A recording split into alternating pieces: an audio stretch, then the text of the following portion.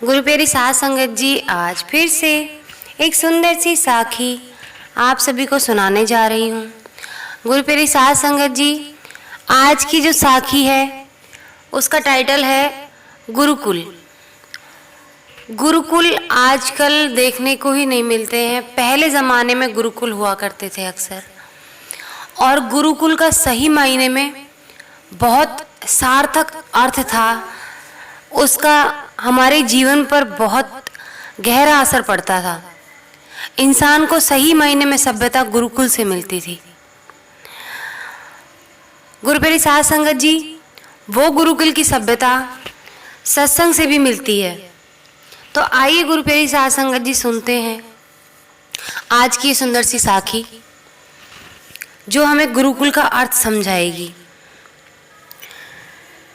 ये कहानी है एक राजा की, जिनका नाम था रामधन। उनके जीवन में सभी सुख थे। राज्य का कामकाज भी ऐशो आराम से चल रहा था।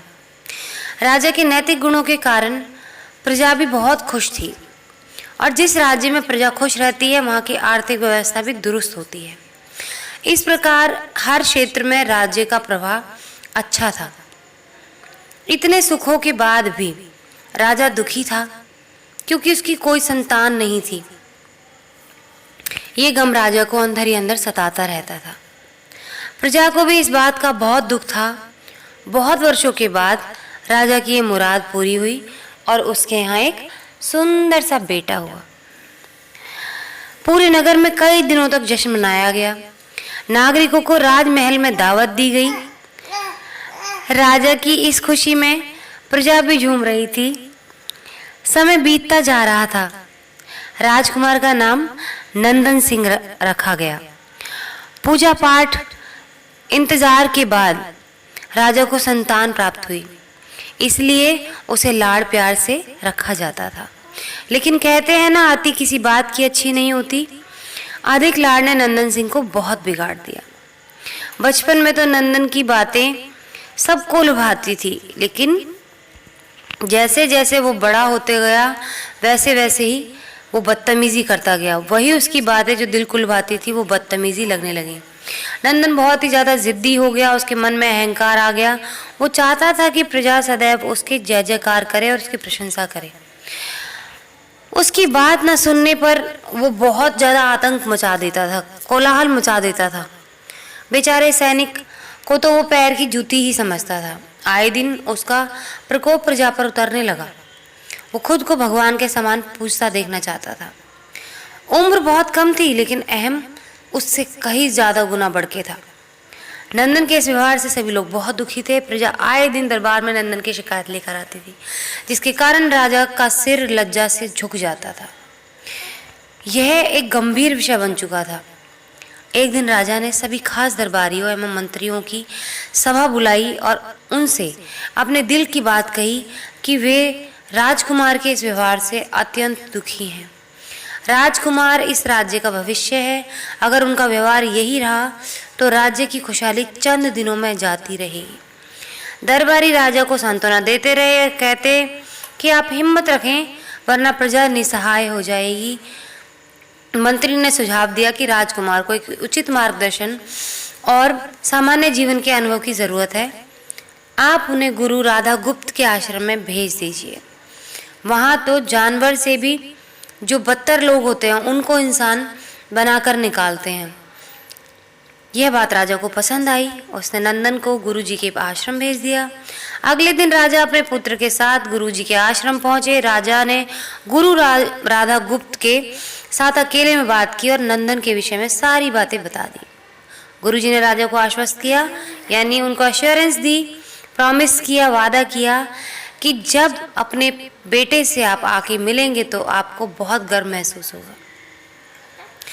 गुरु जी के ऐसे शब्द सुनकर राजा को शांति महसूस हुई और वो सहर्ष अपने पुत्र को आश्रम में छोड़कर राजा महल लौट आए। अगले दिन सुबह गुरु के खास चेले द्वारा नंदन को भिक्षा मांगकर खाने को कहा गया। गुरु प्यारे साध संगत जी, आपने रामायण अगर देखी हो तो रामायण में जब गुरुकुल में चारों भाइयों को भेजा गया तो वहाँ पर भी जो गुरु थे उन्होंने चारों भाइयों को, सभी बच्चों को भिक्षा मांगने का नहीं, भीख मांगकर खाने के लिए सिखाया। भीख मांगकर खाने के लिए इसलिए सिखाया जाता था राजा के बच्चों को, ताकि उन्हें जमीन से जुड़ना आए, किसी से प्यार से बात करने की अहमियत उसको समझ में आए।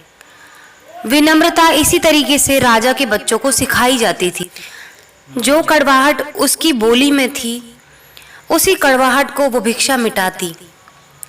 जब अक्सर करके धन ज़्यादा हो जाता है, जो अमीर लोग होते हैं ज़्यादातर उनमें घमंड आ जाता है, उनके बच्चों में भी वो चीज़ आगे बढ़ जाती है और उसी कारण से उनकी बोली कटु यानी कड़वी हो जाती है, बहुत गुमान भरी हुई बदतमीज़ भाषा हो जाती है, जिसके लिए गुरु उनको भिक्षा द्वारा खाना खाने के लिए प्रेरित करते थे, ताकि उनको दूसरों से नीवा होकर रहना आए, विनम्रता आए उनकी ज़बान में। नंदन ने साफ मना कर दिया।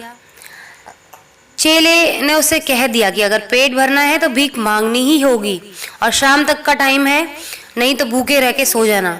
नंदन ने अपनी अकड़ में चेली की बात को अनसुना कर दिया। शाम होते उसको भूख लगने लगी और उसको खाने को नहीं मिला। दूसरे दिन भूख के मारे जल्दी जल्दी भीख मांगना शुरू किया, लेकिन शुरुआत में उसके बोलों के कारण, कड़वे बोलों के कारण किसी ने उसको भीख नहीं दी। लेकिन गुरुकुल में सभी के साथ बैठने पर उसका आधा पेट भोजन मिल जाता था। धीरे धीरे उसे मीठे बोल का महत्व समझ में आने लगा और करीब 1 महीने में उसके व्यवहार में बहुत परिवर्तन आ गया।